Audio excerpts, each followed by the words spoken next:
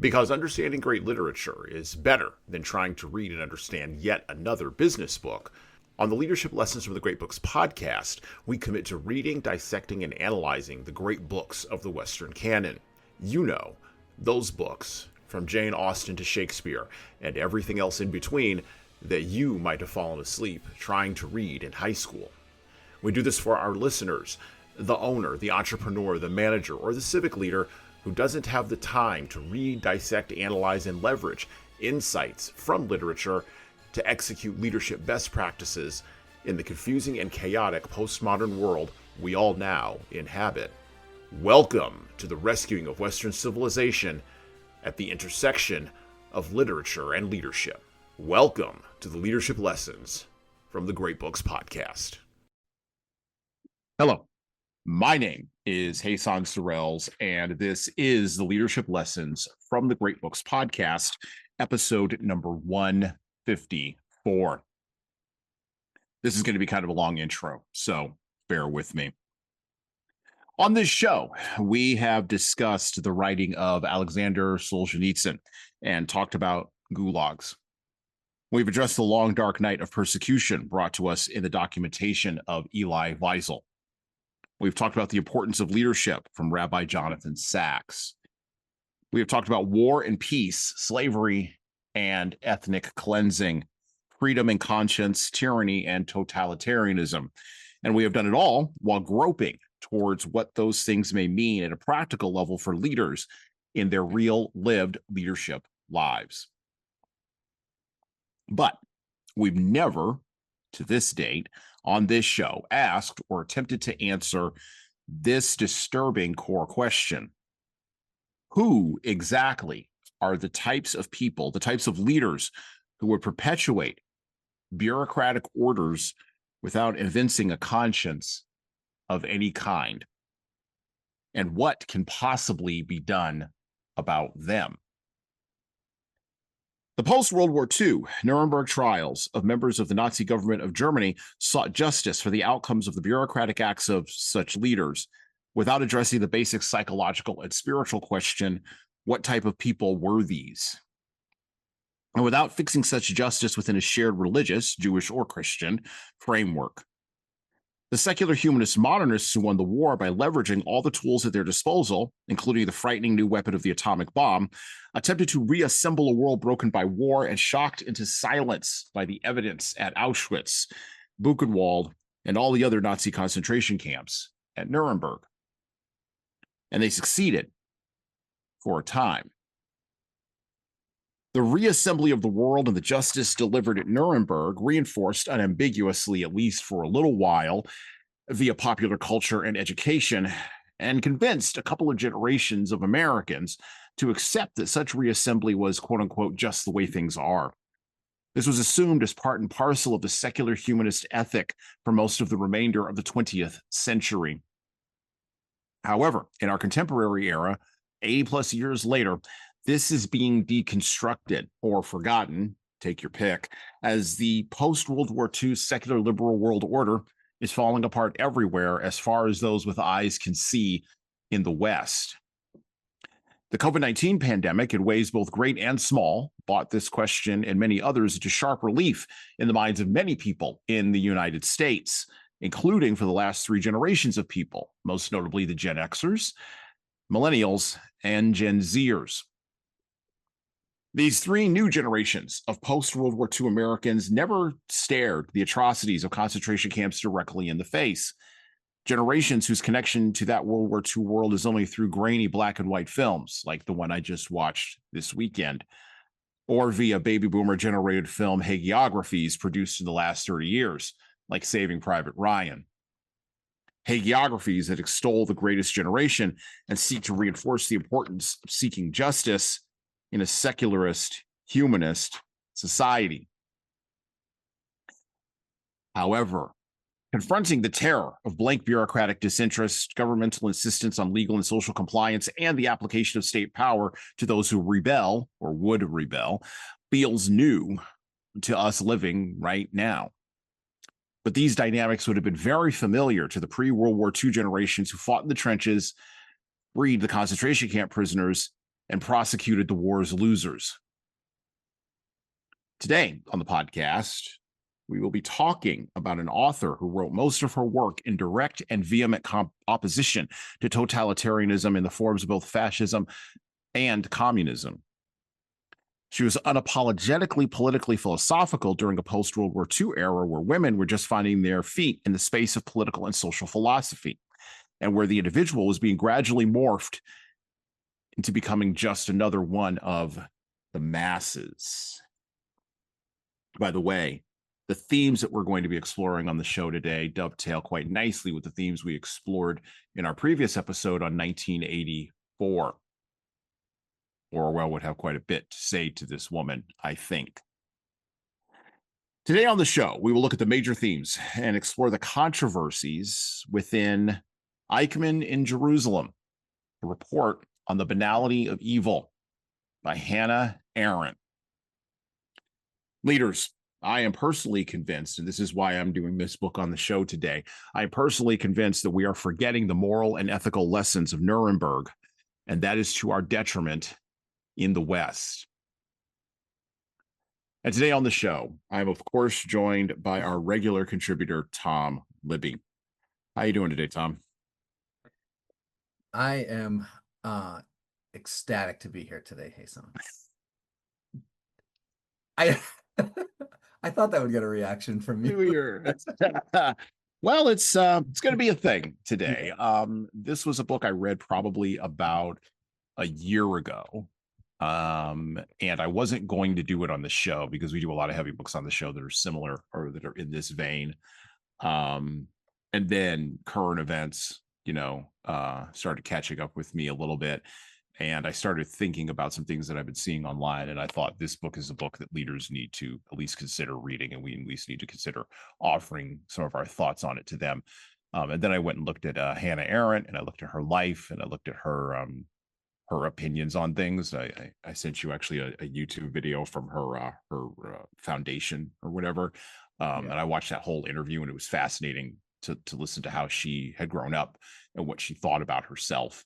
And especially what she thought about this book, particularly as it generated so much controversy when it was initially published and continues to generate controversy still. So I think there are valuable lessons for leaders around that question of what kind of people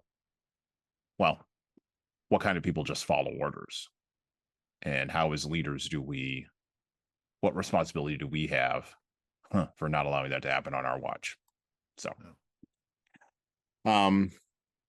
so let's pick up with Eichmann in Jerusalem. I'm going to read a couple of pages from this. By the way, you could pick up this book, a PDF version of this book online. Okay, so there is a publicly available copy.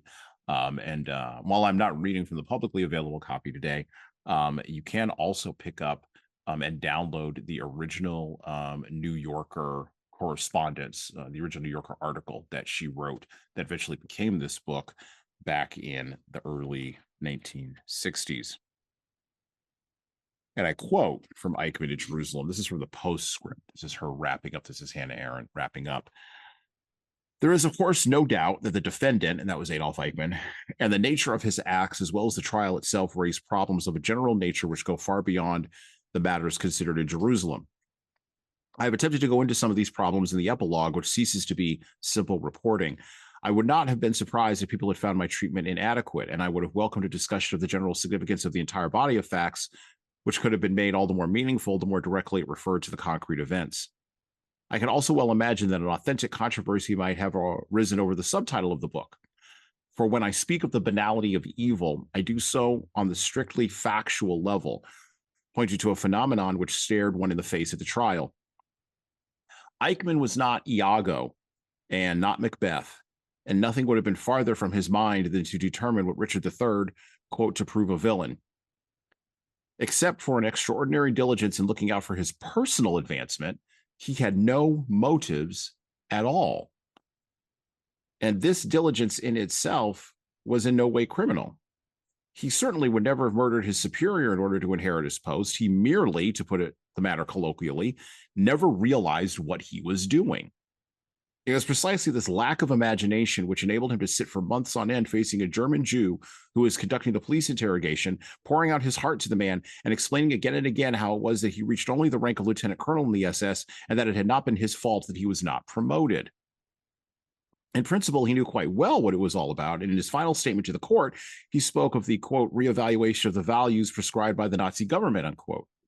He was not stupid. It was sheer thoughtlessness, something by no means identical with stupidity that predisposed him to become one of the greatest criminals of that period.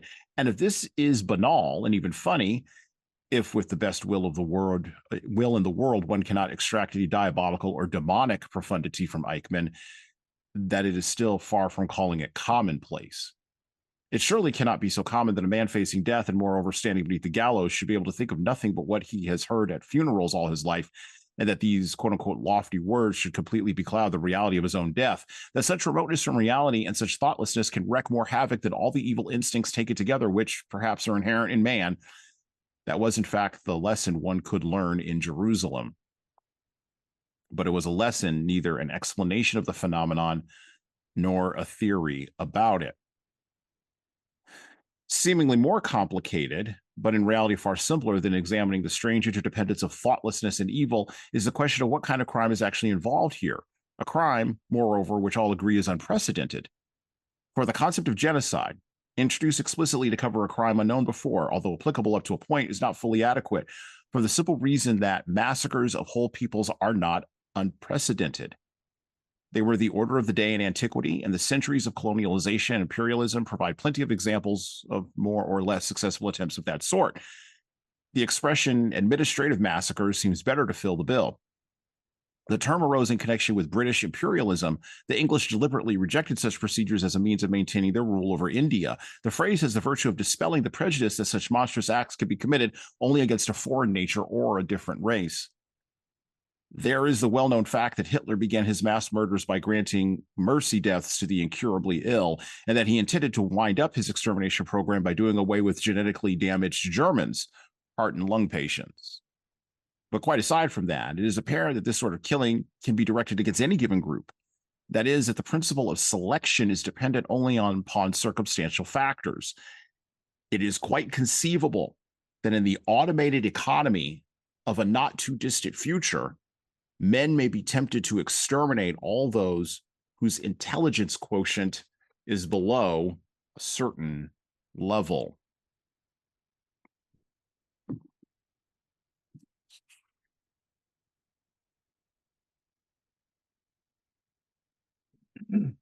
We talked in my introductory episode to this episode. I would go back and listen to that. That was episode 153. We talked about Hannah Arendt and her political philosophies and her background and where she came from. We also have a link in the show notes to the video where she talks about her own background. I would recommend going and watching that either after you finish listening to this episode or before. In that episode 153, I did mention this, that Arendt constantly prioritized political over social questions, and that this got her into trouble over various years as people insisted on pushing her towards a political understanding rather than a social understanding of things like, well, evil. Arendt is, of course, remembered for the controversy surrounding her reporting on the trial of Adolf Eichmann, particularly the conclusion that she wrote there. I think she was attempting to explain to herself as a German Jew who had been arrested by the Gestapo and had just barely missed going to Auschwitz herself. She was trying to look at Eichmann and explain who this person was in a way that seemed, in a post-World War II context, rational, without converting or reverting to a spiritual explanation. And she had nothing but spiritual language to describe what she was seeing there. However, her explanation was seen as an apologia, an apology for totalitarian systems and for how ordinary people become actors in those systems. And for the phrase, the banality of evil. Some thought that she was robbing evil of its power by claiming it, or making the claim that because Eichmann was thoughtless, he could also be evil. She wasn't saying those two things at all. She was saying that thoughtlessness led to his evil. And this paraphrases, or this goes along with something that we read about in our episode covering 1984, and talking about Orwell and the English language. Back in the 1940s, Orwell made the point, the British Orwell made the point, that we are lazy in our thoughts, and thus our speech has become lazy. And when our speech becomes lazy, our thoughts become lazy. I think Arendt would agree. And lazy speech and lazy thoughts leads to bureaucrats who just comply thoughtlessly and commit evil. As usual, or not as usual, I often send Tom resources on the books that we were reading, and I don't think Tom had read this book before or even knew of its existence. So I'm going to ask Tom the typical question. I don't know if you watched the video. I know you clicked on the other link and read the other thing, and we'll talk about that in a minute. But what did you think of? What was your first impressions of Hannah Arendt? And I know we just read that little piece there from Eichmann in Jerusalem, but what do you think of her? Some of her ideas here that I've sort of laid out so far. Well, I think I think interestingly, first of all, I did watch some of the video. I didn't finish the whole thing, unfortunately, because Yeah, I just ran out of time. yeah, it's long. It's an hour. It's long. Yeah, it's an hour. And I played it on 1.25 speed, even though you have to read the whole thing. So Yeah. I was even trying to get through it faster by trying to speed it up. And reading it was fine. I had no problem reading it at 1.25 speed, Awesome. um but I find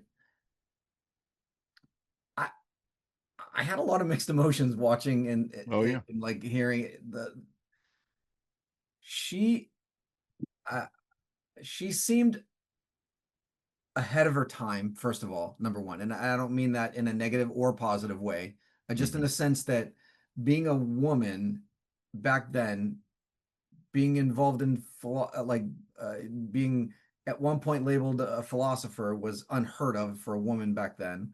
Being and then trying to pigeonhole her, and even in the conversation, you can tell by the person doing the interview is trying to like kind of force her to answer things in a kind of certain way, Mm-hmm. and she wasn't having it. Which No. again, for a woman back then, was pretty strong-willed. Oh Again, yeah. whether you like her or not, or disagree with or agree with her or not, I do think for the time she was relatively unique. She Mm-hmm. was relatively unique in the sense that uh, she didn't worry about voicing her opinions. She wasn't concerned about repercussions about her thought processes or anything like that. And to your point about her, with the evil scenario, and I'm just paraphrasing one of her more famous quotes, and I don't know the quote well enough to quote it, but paraphrasing it, basically saying, someone who performs an evil act isn't inherently evil. That just means Mm-hmm. they just did some stupid stuff. But but like we don't view that the same way anymore. Like we look at like a single act could basically classify somebody for the rest of their life. Again, like we look at even psychology today. You have an 8-year-old kid that purposefully goes out of his way to harm a small animal, and now all of Mm-hmm. a sudden that kid is being followed by people so closely because they just think he's going to become a serial killer, right? Because he's evil. Right. He hurt some little animal when he was 8 years old, so now he's evil. And in her philosophy, that one act does not necessarily make that person evil. That Mm-hmm. it's you have to be an evil person to be considered evil. You can't just perform an evil act. So, Right. and that goes back to like to your when you were talking earlier about some of our disassociation with I mean, let's face it, that was pure evil. Like what happened in World Mm-hmm. War II was Oh yeah. pure evil. So, but we're so removed from it now that we Mm-hmm. don't view it the same way, and we're starting to see uh the and again in films we're starting to see the glorification of the outcome, right? Like Mm-hmm. so the glorification of the outcome downplays the seriousness of the actual, like which I think is why we're desensitizing to some of this stuff, right? We're losing some of that guttural uh most of the World War II veterans they're dying off at like a 15,000 a day clip or something like that. There are not very many left. Yep. I remember growing up listening to their stories thinking, oh my good God, I hope this never happens again. our next generations are not hearing those stories from real life people who were there. Like, you know what I mean? Like, so that they're not getting that direct impact. Like my grandfather, whatever, had to live through this. Had to fight this evil. Like they don't have that. They're getting this glorification of it from cinema and books that people who weren't there are writing, and they're not going back and reading her stuff because Hannah's stuff because it's not modern and popular anymore. So they're just reading today. I don't know. I know I'm going off on a tangent here, but No, no, no. I think No, I think you're onto something. I mean, look, as much as I'll use an example because we always talk about film eventually, so we might as well do it early. always. Always. I liked The Dark Knight, the Batman movie from like the mid 2000s. I liked The Dark Knight, right? The main character in The Dark Knight was the Joker. The Joker is a sociopath. Yeah. He's an element, he's represented there as an element of chaos. And because it's a movie, and because to your point, we've been desensitized, he blows up a hospital building. You're a sociopath, right? Like, Yeah. like the constant pushback or challenge to Batman as a character, even going back into the DC comics. The constant question is, if you have the ability to kill that guy, why don't you kill that guy? Because every time you let that guy go or let that guy get locked up in Arkham Asylum for the mentally insane, he's going to escape. You know this, and he's going to kill more people. So what culpability do you have, Bruce? Which was my father's name, interestingly enough. What culpability do you have, Bruce, Mr. Wayne? Right? And we don't deal with any of that. And of course, the Dark Knight ends with the Joker getting locked up. Of course, because if Heath Ledger hadn't died, I think he probably would have been in the sequel. Sure. But my point is that desensitization leads us to, in an attempt to deconstruct everything or find truth everywhere, we're trying to find truth in villainy. And there's no truth in villainy. There's no truth in, I'm going to use the word, there's no truth in evil. But to your point, we've been desensitized to it. Plus, Yeah. I have younger kids, and you do too. Your younger kids are probably significantly older than my younger kids. But I look at my youngest kid, who was born in the mid 2000s, and I just go, I was thinking about it the other day. I was like, he's going to live to the end of this century. He's going to be so far away from World War II. It's going to seem like ancient history to him. Yeah. And so how do we pass along? This is something I'm obsessed with, which is one of the reasons why I do this podcast. One of the many reasons. How do we pass along the lessons from the old things to people so they keep that visceral pull? You just read it in the passage you were talking about. Here lies the biggest problem. In my opinion, it doesn't matter. It doesn't matter. Listen, World War II and the genocide of the Jewish people was not the first time something like this has happened. No, it was not. And by the way, it also wasn't the last. No, it was not. So what frustrates the absolute bonkers out of me is that we have not figured out a way to actually learn from the past and not reproduce it and not go and do this stuff all over again. We've had genocidal actions throughout the course of history. Look in the course of history. It doesn't, like, pick an era. It doesn't even matter. Pick an era, and I'm going to be bold and say within 60 or 75 years of any date you pick in history, there was some form of genocide. Like, I'll challenge people on that, because even within the history of the United States alone, 250 years, whatever it was, I think 400. We just celebrated actually, so where I live, the town of Plymouth, Massachusetts, just celebrated a few years ago its 400th anniversary. 400 years. Yep. Let me just remind everybody that even in our own 400-year history, you cannot put a pin in within 70 years not find a genocidal act in our history. I'm not talking about on U.S. soil. I'm just saying within the world's history, and just in the existence of the United States from 1620 to now, it doesn't happen. There's been the Khmer Rouge. There's been World War II, the Jewish genocide. There's been Native American genocide here in the United States. There's been the Cambodian genocide.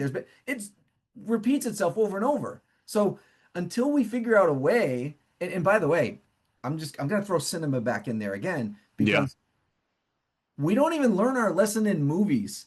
One of the Right. largest grossing movies of our time right now, Avatar. If you the little blue, the giant Yeah. blue Yeah. Yeah. people on the planet. Yeah. Does anybody ever stop and wonder why the blue people, if you listen to their accents, they sound either African or Native American? There's a reason for that. There's a reason that they picked those two cultures to be represented on that movie. And by the way, just where it happens to turn out the other way where they win, great for them, but that didn't happen so much here on our planet. But that's what I'm saying when we glorify some of these things in movies, right? Like, so we're glorifying evil. And by the way, in that movie with Heath Ledger, everybody I know, Heath Ledger was their favorite character in that movie. Mm-hmm. Yeah. Oh, yeah. So Yeah. so we're picking our favorite characters as the personification of evil in that movie. We're picking a movie and giving it the most amount of money any movie has ever made for the annihilation of another planet and another why until we start learning these lessons of like we shouldn't be doing this stuff, we're gonna continue. So I hate to say it this way, hey son, this is what I'm getting at. I know it's long-winded. No, no, you're fine. Your son is going to see this happen again. Like he's going to see it, whether he remembers World War II or not, whether he learns it in his history books or not. It's going to happen. He's going to see it live. He himself is going to experience this because we all have in one form or So, another, and it so frustrates the the hell out of me. so the So, last piece of this is where I think my son and people who are born in his generation will see it. This is why I sent you the one article I did, and we're going to talk about this in the next section. But yeah, yeah, I'm gonna put it right here. It is quite conceivable. This is from Hannah Arendt. It is quite conceivable that in the automated economy of the not too distant future, men may be tempted to exterminate all those whose intelligence quotient is below a certain level. yeah, Yeah, that's where we're going, kids. yeah. So it may The not have anything to do with the color of your skin or the place you were born or whatever, but that's still it's a genocidal act either way. when the guy who's running the World Economic Forum or was slated to run the World Economic Forum, Yuval Noah Harari, who wrote a book called Sapiens and believes that there's no such thing as free will, right? When he says that most people on the earth are, and again, this is a direct quote from him, you can go to Google and find it, are quote unquote useless eaters.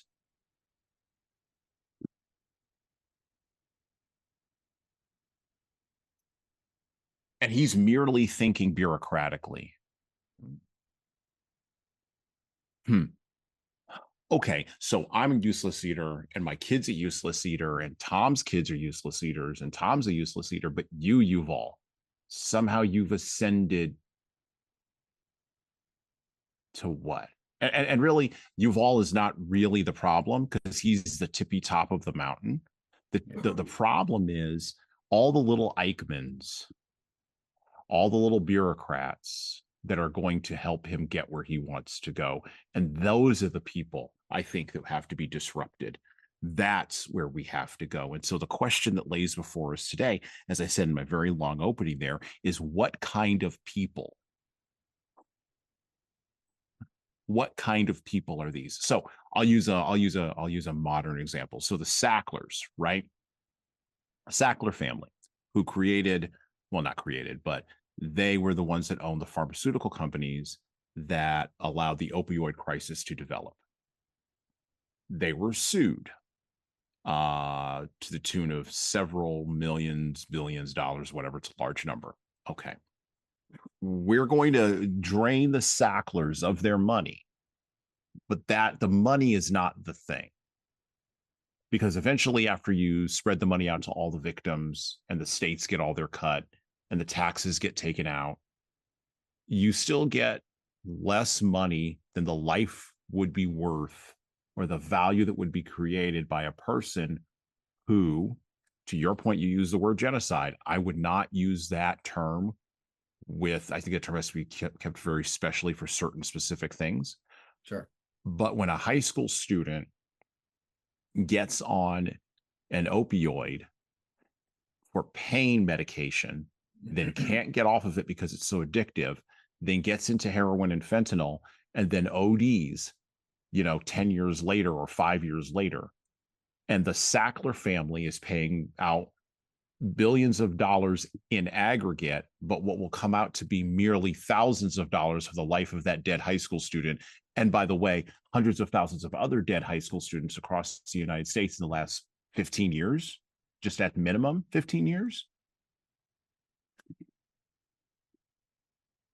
Where was the administrator inside of the Sackler Foundation that said this is evil, this has to stop? Where was the little Eichmann in there that needed to get checked? Heck, I'll go a step further. Where was the leader who should have checked that middle manager and said, we're not doing this anymore, and it doesn't matter if we're fired and our whole division is gone? We can't be a party to this because we know what's happening. By the way, we did this with the nicotine. We did this with the tobacco companies back in the 1990s. We said the tobacco companies were so evil that tobacco itself needed to be, quote unquote, sued. And yet, Philip Morris still exists. RJR still exists. Sure, they're called Nabisco now, but they still exist. And it's easy, by the way, for us to point at corporations for this kind of evil. I did mention the Sackler family and the tobacco companies. Those are private corporations because you don't have to get on opioids. Okay, you could just gut it out. Sure, okay. But government? You can't escape government. Government takes my taxes and RJR Nabisco's taxes and Google's taxes. Government takes all of our money. Government's supposed to, in the liberal world order understanding of government, serve all of us. And yet,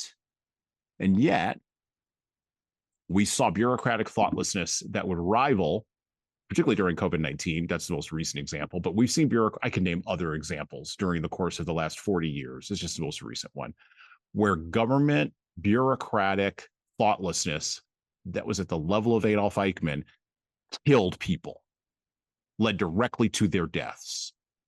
And yet we all sort of shrug our shoulders and we go, well, what are you going to do? You can't fight City Hall. And then we walk away.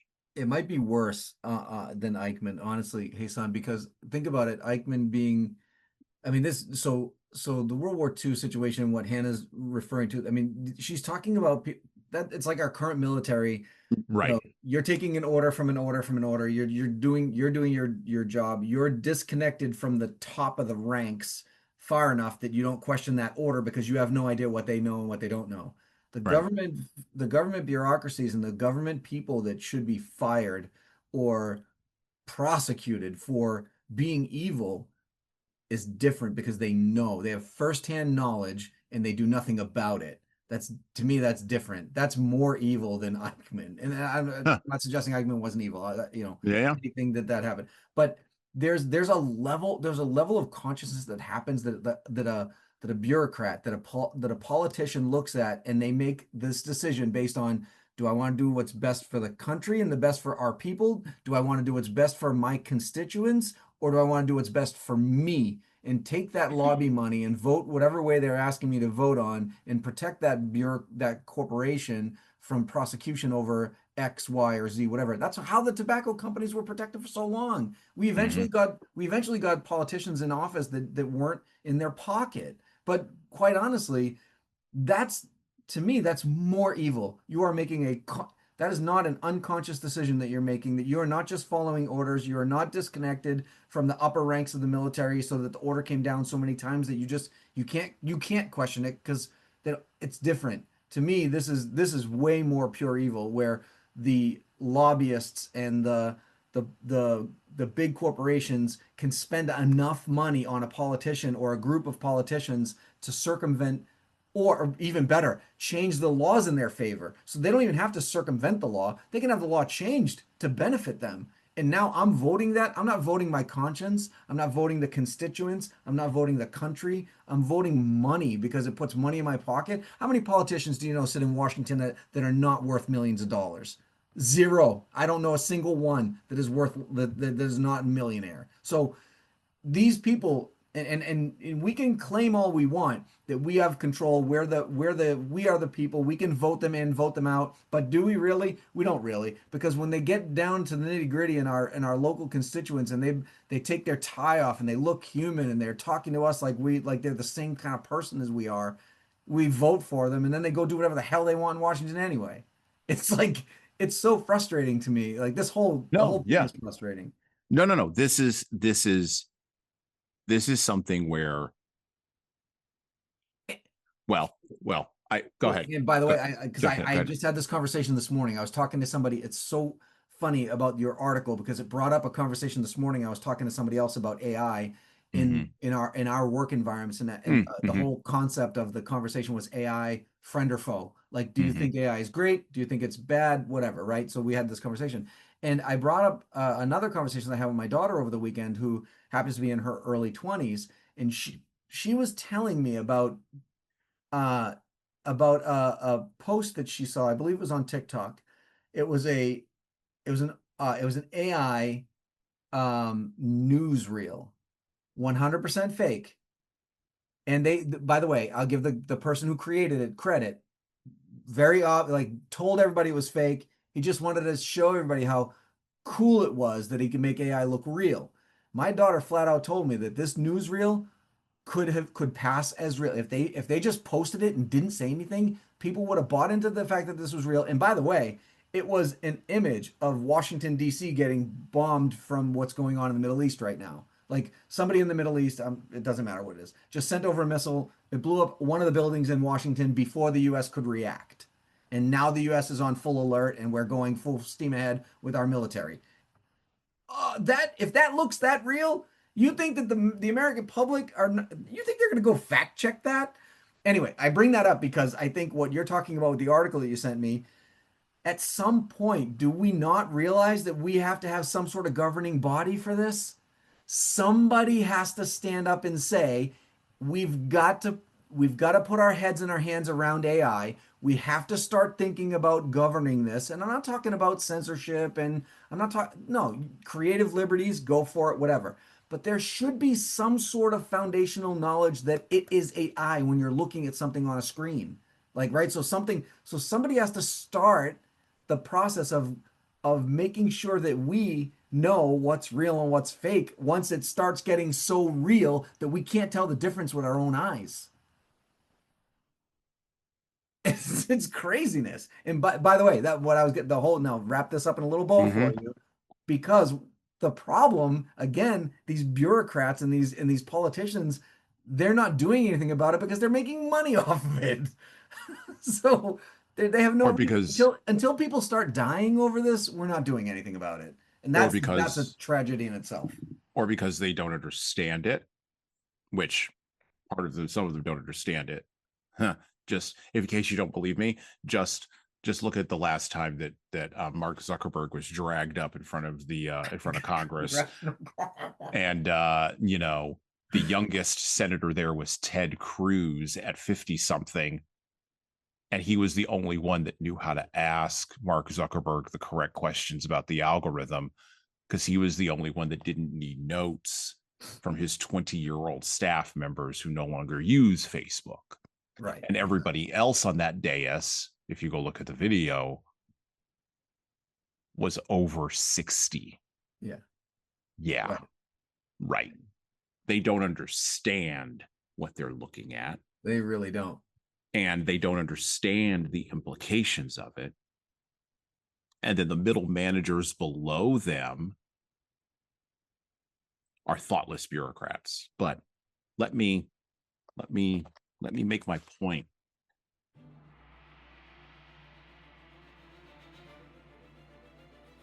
Hello. So I'm going to do some shilling here, and hopefully this will be a pause in our riveting conversation for you. I have an offer for you. My most recent book is 12 Rules for Leaders, The Foundation of Intentional Leadership.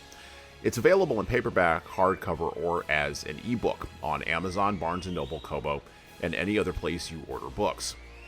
Now, in this book, I address the 12 leadership areas that I have found leaders need to be the most intentional in to be the type of leader followers actually want to follow.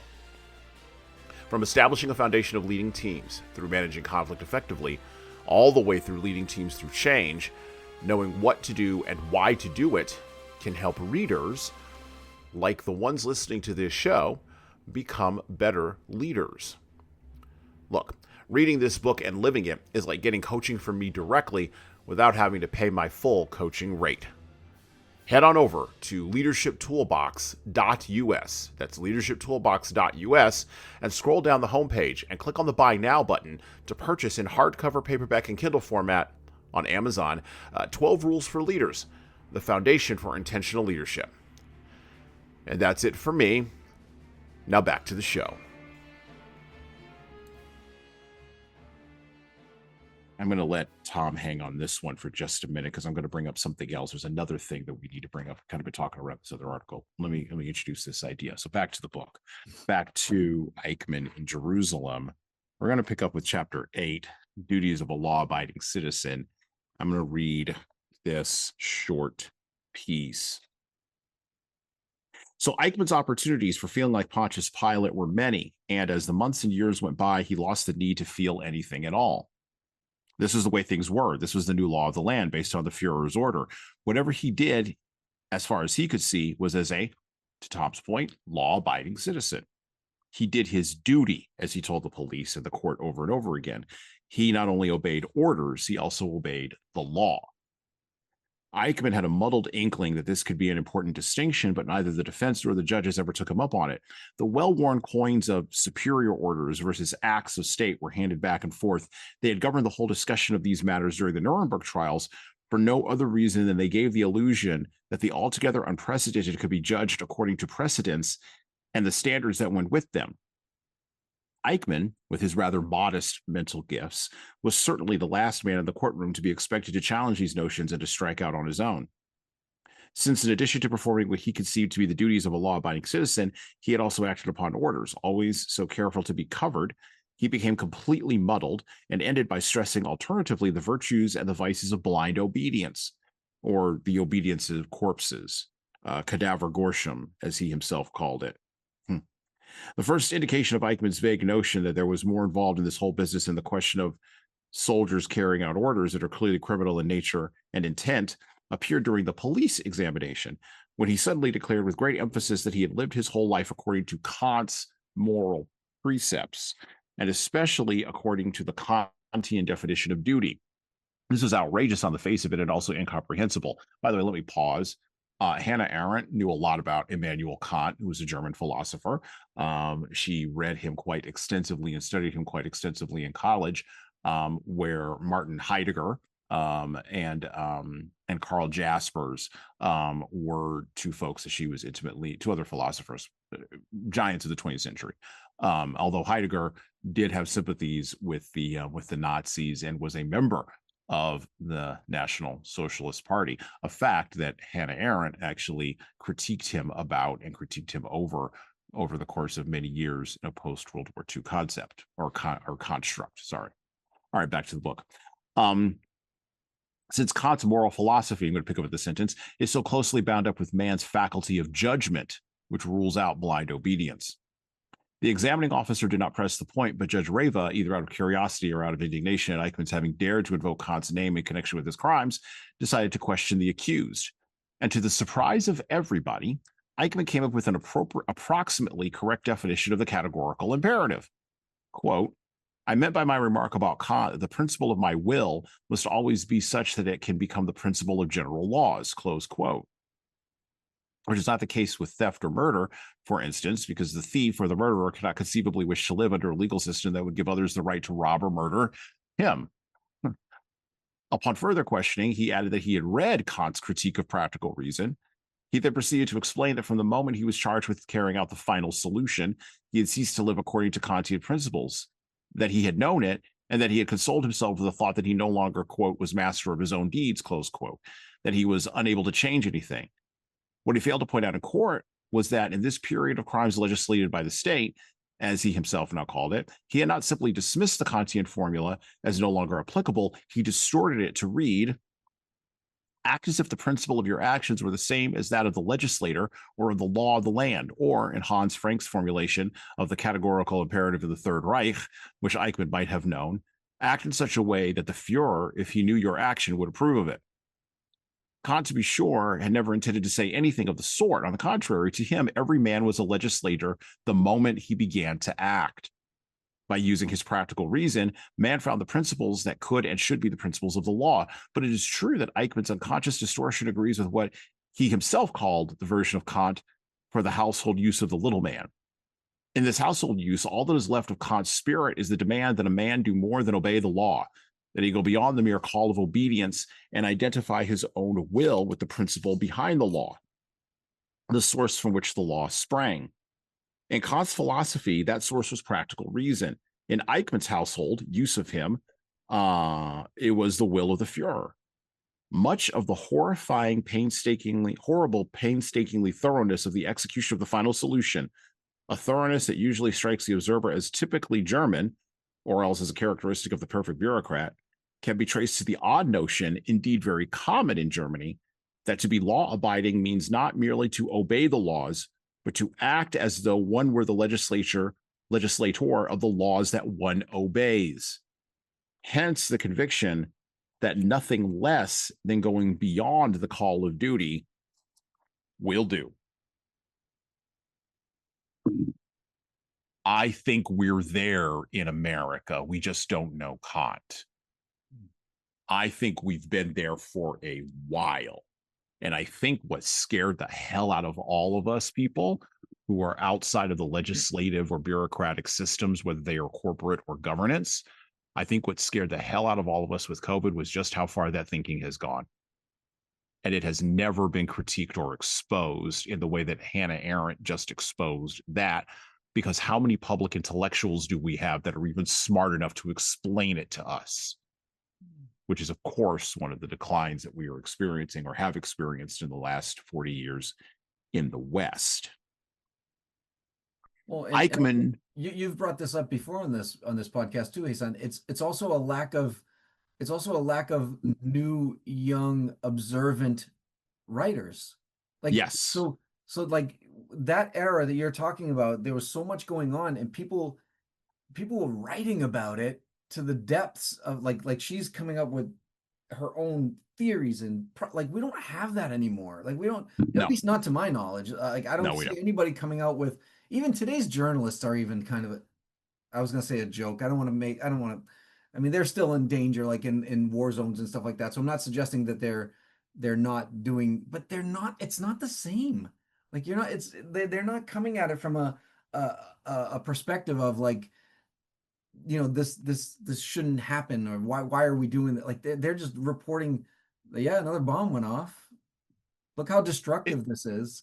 We have or women even and children worse, dying in the streets over here. Like that's okay. Or even worse, they want to be influencers. Yeah, Or they want to tell me what their inner thoughts are on Blue Sky or on X, wherever the hell they're going. Substack, of course, is also becoming popular as a place where they're going to like spout off about whatever. Look, but they're not intellectuals. They're not intellectuals, right? They're not doing stuff like this. They're not looking at it and dissecting it from a philosophical, political, analytical standpoint. They're, to your point, they're just spouting off stuff to get likes and clicks. It's like, it's crazy to me. Well, and what we need is what we require for the safety of a civilization, to your point earlier that you were making about about human beings performing genocidal acts once every 60 to 75 years. What we need, if we are going to break that cycle, here's what we need. We need people in roles, and I wrote this down. We need people in roles who have the moral courage to say no and have the intellectual, and I'm going to go a step further, the spiritual language to talk to other people in real terms and move them so that they don't do the thing. Look, all you need to stop a genocide, all you need, and we see this repeatedly, all you need is a bunch of people to basically just quietly and confidently with courage say one word.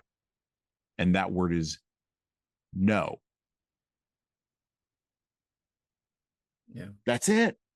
And now, if they said, now, here's all the consequences, because people now want to engage in consequentialist thinking when you start talking about this.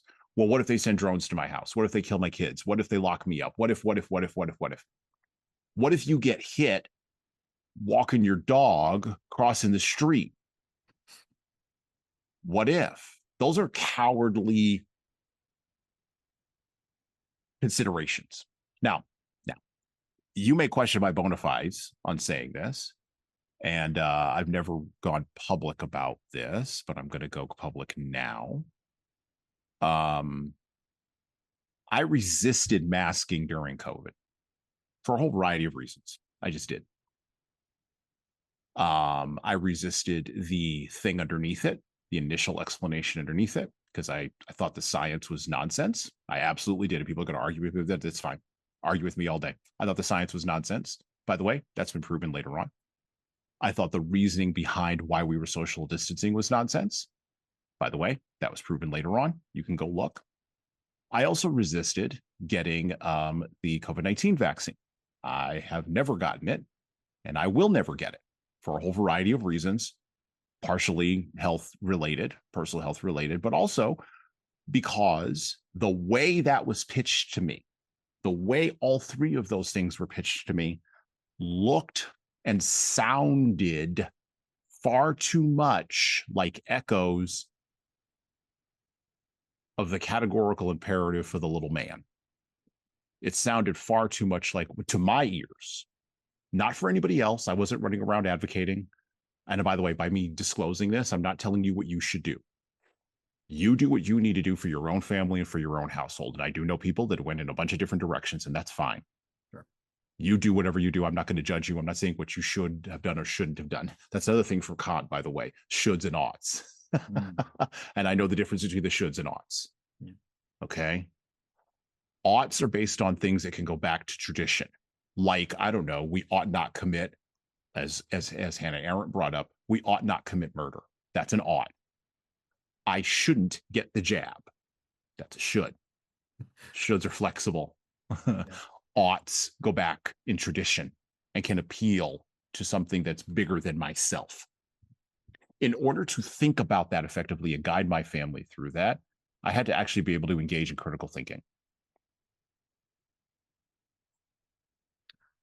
And then I didn't give a bunch of excuses. I just said, no. I actually like the way you're talking about that. Is to your point, right? So I think the main point to that is whether you did or didn't or should, the critical thinking part to me is the most important, because so my experience through COVID was a little bit different than yours, but not by much. So so again, you got to think of access to information, right? When the information first hit us, it was just fear mongering, like just information overload and all the negative. So my initial reaction was like, okay, I'm going to put the mask on.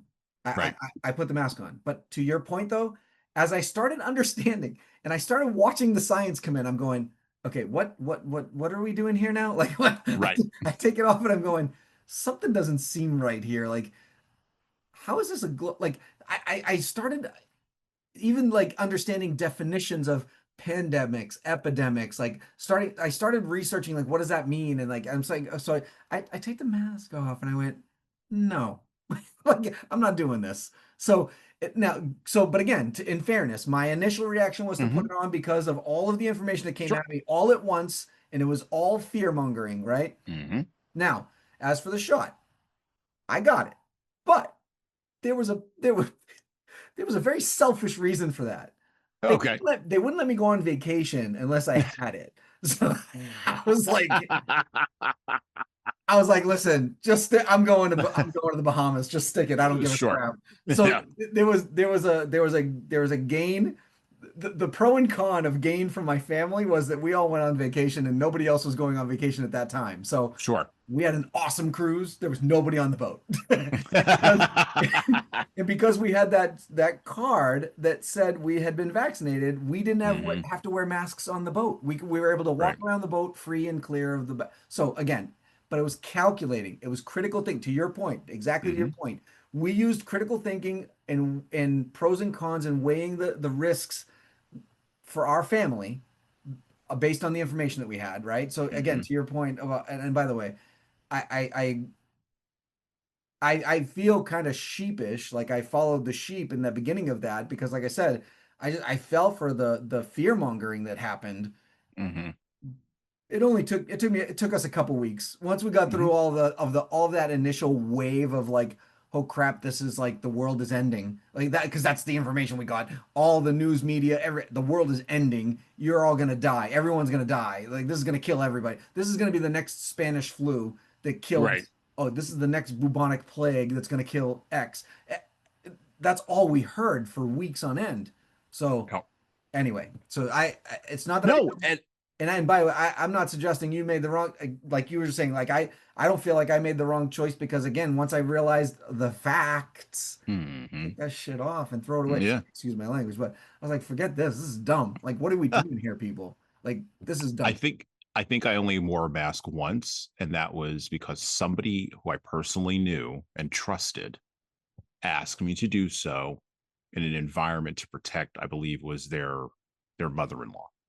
Okay, And sure. because that person asked me directly, not the state compelling me, Yeah. not a bureaucrat on TV saying stuff, right? That I could then go back check on this great sampling tool we have called Google. Not because of any of those reasons, but because somebody who I knew and trusted said, "Hey, go do this." I said, "Sure," because I trust you and because I value our relationship with you. Yeah. I don't care in this environment, in this moment, to your point about fear, when the entire narrative is being pushed through a fear based lens and we're not letting go of that. And then, of course, it's going to spiral out into a bunch of other different things. We don't need to get into all that. I'm just keeping this very narrow. Yeah. Yeah. I, and maybe it's my temperament, I'll admit that, and temperaments are different among people. Maybe it's my psychological makeup. Maybe I'm just designed to be more rebellious, whatever. Maybe, but I just said no. Now, if you ask me during that time why I was saying no, I could give you the meanings and the understandings all the way down. And by the way, I talked with my family about this and we made decisions all the way down, some of which, by the way, cost us money. Huh. There was no consequence free decision here. By the way, that's what adults understand. There's no consequence free decision. Leaders understand this. Every decision has consequences. Do I know people who died of COVID? Absolutely, I do. Do I know people who got the vaccine or got the jab, however you want to frame that, and then had problems later? Absolutely. And do I know people who got it and were just fine? Absolutely. Yep, there you go. Got it and we're just fine. Absolutely. Right? And went on vacation because of it. And went on vacation because of it. Actually, I know a guy who he couldn't get his pilot's license in a branch of the military that he's in, and he was like, "Well, this is my job. I got to feed my family." And Yeah. so he made that decision based on that. And I've Sure. talked to him subsequent to that, and he said, "I probably wouldn't make that same decision again." These are the kinds of dynamics that have, to my intro, sort of brought up all this stuff that Hannah Arendt was talking about with Eichmann, and what is the duties of a law-abiding citizen. Now we're in a space, and I want to revisit what Tom said about AI. We're in a space now where the algorithm, we are outsourcing our brains to the algorithm, and if the algorithm tells us what to do, we're already seeing this with people though. The algorithm tells us what to do, we just do what the algorithm says. And instead of it being the rule of nobody from nowhere, now it's the rule of an AI from nowhere. When the AI screws up, here's my giant question. When the AI screws up, and gives us the wrong information, and we all followed it off the cliff like lemmings, and no one or very few say no, that's a disaster. That's a disaster bigger even than COVID. Who will we hold responsible? Because the AI cannot think. And if there were no,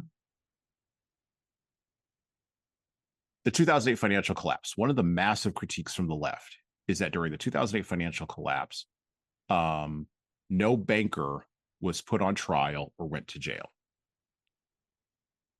That's a legitimate point. I don't have a problem with that. One of the critiques of some of the things around COVID-19 has been not one bureaucrat has been put in jail or made to do a perp walk. Mm-hmm.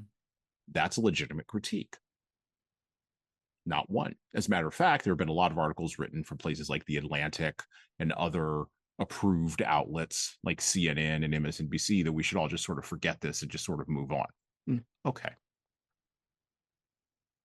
When there is no one to perp walk, when there is no one to blame, when it is the algorithm and the algorithm does not think, what will we do then? And I don't think we have an answer for that question. In fact, I don't think we're conceptualizing it. No, we don't. But that's kind of what I said earlier. And that's what you said earlier. Yeah. We were like somebody has to put some guardrails up. Somebody has to start governing this like it is what it is. Like, okay, we when Google first came out and people were getting all this information thrown at them by Google, nobody said we should be making sure this information is legitimate. But somebody did eventually, us as consumers pushed back and said, hey, Google, why do you keep showing me this crap? Like, I keep asking you for, I don't know, how many orangutans are left in Borneo? I don't know, whatever. I'm just whatever. I have no idea where that just came from, but but you ask that and it comes up with some random crap, and then you're like, so eventually Google had to put its own guardrails up, but it was because we had massive amounts of people saying your search is giving me crap. Like your search is giving me garbage. Your search is giving me garbage. Like fix it. And they eventually fixed it. But we have to start doing that now with the AIs of the world, because we're already starting to see what you're talking about. And you just said that. So large language models are starting to produce content at a pace that is unprecedented in our history. And that's not even the right way to word it. I heard a statistic the other day, and I have nowhere to justify this, so we can fact check it later or whatever. But it's something to the point of like every year more data is created than every year behind it combined, or something I've heard to that effect, right? Yeah, I've heard something like that. Yeah, I've heard something to that effect. Yes. Think about that for a second. So every year, meaning. Let's just use small numbers for a second, okay? Sure. Yeah. So 1 + 1 is 2. So the next year it's 5 instead of 2. Right. And the next year it's 10 instead of 5. Like that's what we're talking about here, people. Every single year, more information is being put on the internet now, especially now because of things like ChatGPT and Claude and Perplexity and all these other AIs, that nobody's policing what the information is. In worse off, the AIs are starting to use each other as reference. So like, okay, again, let's be clear here. ChatGPT produces a document that nobody fact checks and just gets put on the internet. The next AI reads that document. It doesn't know if it's right or wrong or good or bad or it just uses it as a reference point to produce another document. We are having bad decisions, like influence bad decisions at an enormously increased clip. At some point, that old adage, garbage in, garbage out. You put garbage in, you're going to get garbage out. Well, we're seeing the garbage come out right now, people. Can we stop it, please? Like, we should have a logo for all the LLMs allowing you to make bad decisions faster. Yeah, right. And I'm not saying they're all bad. Don't get me wrong. Is there a place for AI? Absolutely. I think there's use cases for it. I think AI is helpful. I think there's a lot of benefit to it. Blah blah blah blah. Yeah, all that stuff is right. But if we take just the good and ignore the bad, we're going to end up in a bad predicament later. So I guess the core question, as we kind of round the corner on this episode, there's a ton of other stuff in Eichmann in Jerusalem. I strongly recommend you leaders reading it. There's even a good, not a good, there's an interesting piece in there. An interesting chapter, not piece, interesting chapter in Eichmann in Jerusalem. It is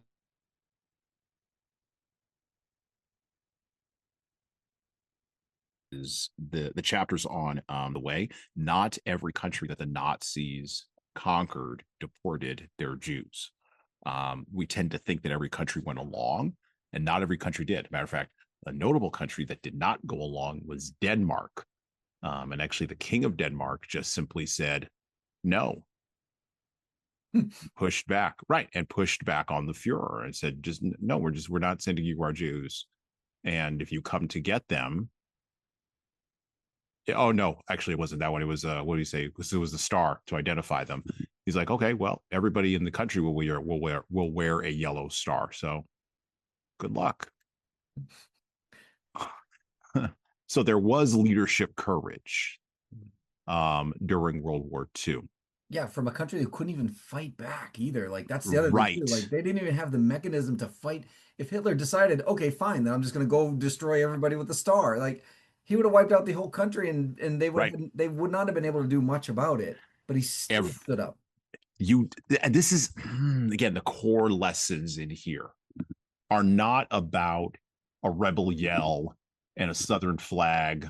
They're not about rednecks or MAGA or any of that other kind of garbage that people think of when the right thinking people think of rebellion. That's not the lessons.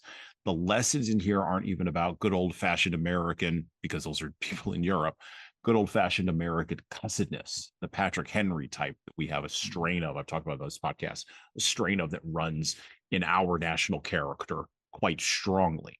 And of course came out during COVID uncritically, but did come out.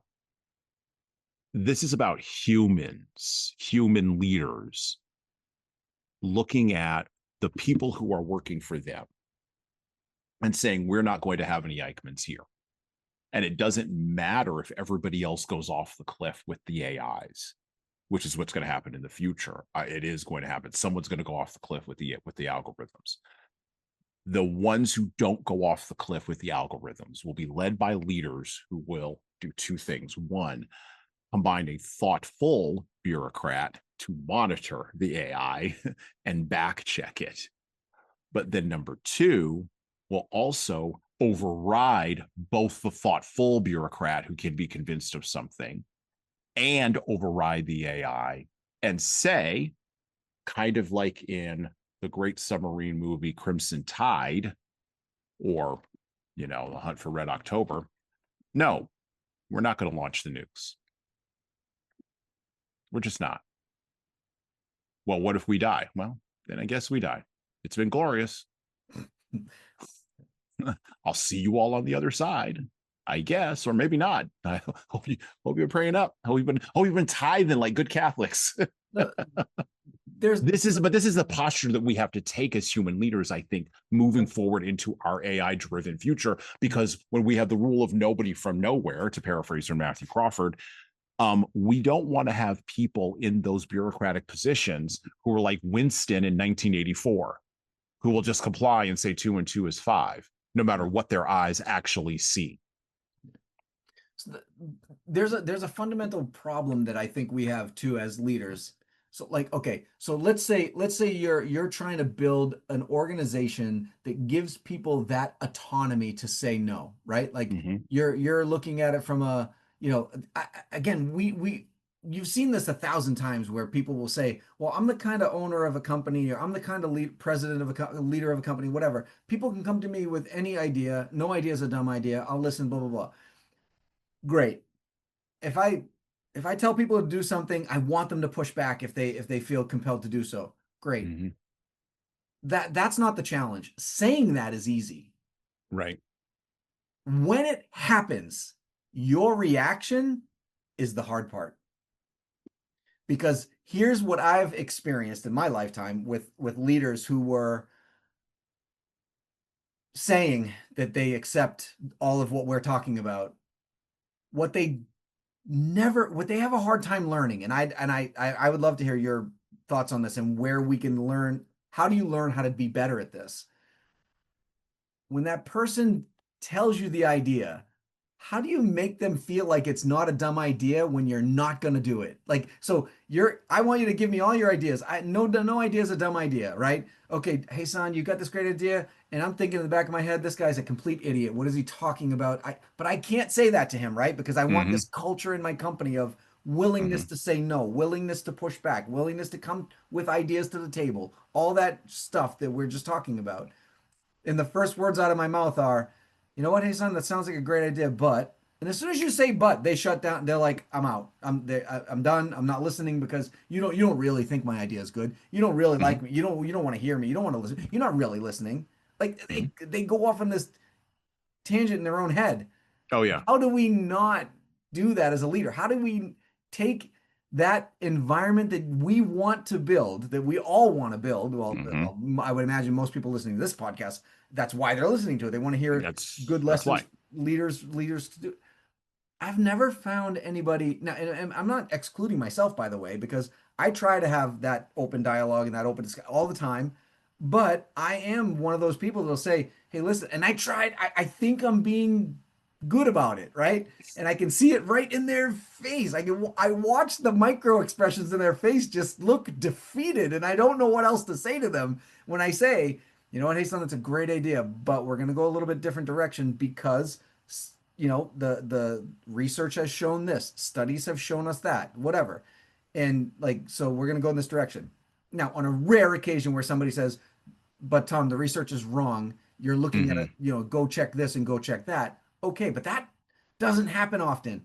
it I think what we're asking people to do is learn and have the ability to say no twice, like Hmm. at least twice, because you say Hmm. no once and that you get pushback from the leadership and you become defeated and walk away.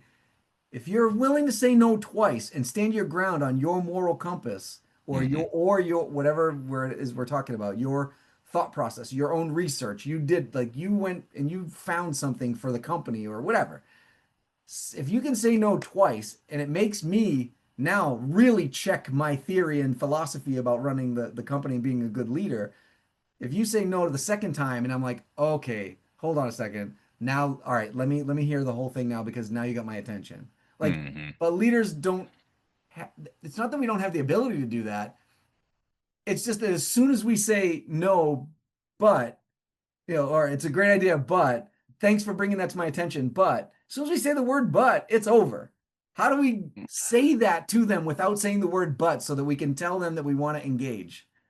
You say the word and. Walk me through that. I like I Okay. because I want to hear Yeah. how. Okay. So here's how it would sound. So you're going to bring me this wild and crazy idea, right, Tom? And you're going to tell me something that's totally, completely the opposite of the vision, or maybe goes a different direction of the vision or the goals than what we want to have, or whatever. And I know what the vision and goals are. I know that you don't have all the information. You bring me the idea, and I let you talk. That's the first thing. I create an environment where you can actually talk and you feel comfortable to bring it to me in the first place. So it's not a fear-based environment. It's actually a growth environment. Okay. Yeah. So that's sort of the table stakes, right, to begin with.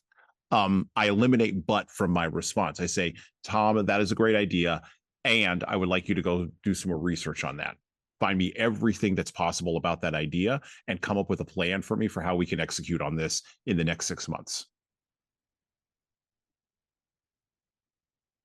I didn't say I wouldn't do it. I didn't say it didn't fit. I didn't say I wasn't interested. Even my facial expression, my micro expressions are ones of curiosity and are ones of interest. Yeah. I'm not telling you what I don't, what I know. Because see, here's the thing. Most leaders fail to understand. This is going to be a hard truth coming out of here, but I think Hannah Arendt would appreciate this. Most leaders have to understand that most people don't really care what you know. They care what they can bring to the table. They care very much about how they feel about what they can bring to the table. And they care very much about the advancing of themselves coming to the table. It is rare that you are going to find someone who can handle the butt in that sentence and still go away undefeated. So since that's a rarity in the beginning, we have to create the table stakes of the environment. This is what I would do if I was advising. This is what I would say. We have to create the table stakes of the environment where that trust building can begin. And then we have to continually build on those building blocks with every single word that we say. And so it has to be intentional. So we replace the but with an and.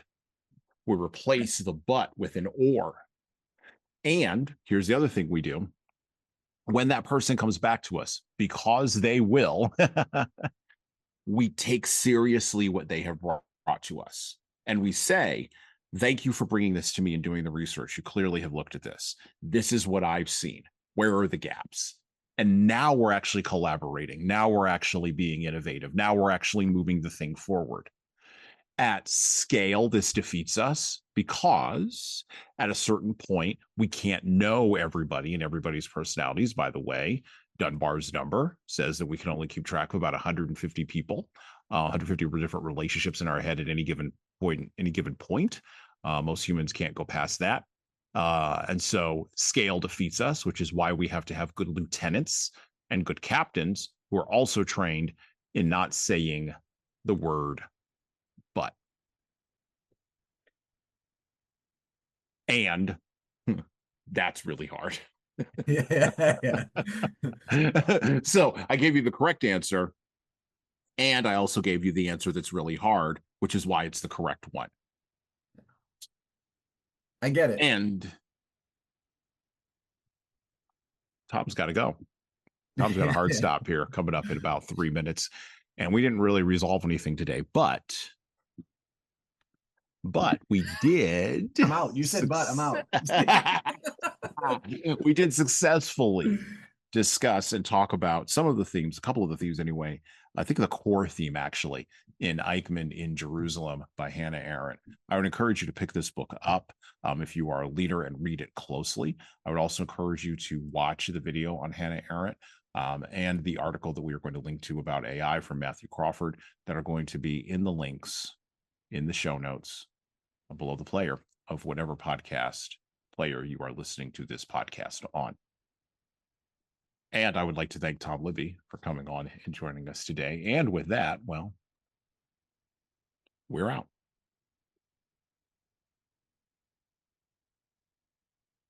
Thank you for listening to the Leadership Lessons from the Great Books podcast today. And now that you've made it this far, you should subscribe to the audio version of this show on all the major podcast players, including Apple iTunes, Spotify, YouTube Music, and everywhere else where podcasts are available.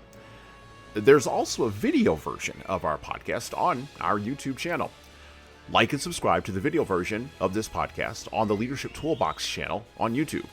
Just search for Leadership Toolbox and hit the subscribe button there on YouTube. And while you're doing that, leave a 5-star review if you like what we're doing here on Apple, Spotify, and YouTube. Just go below the player and hit 5 stars.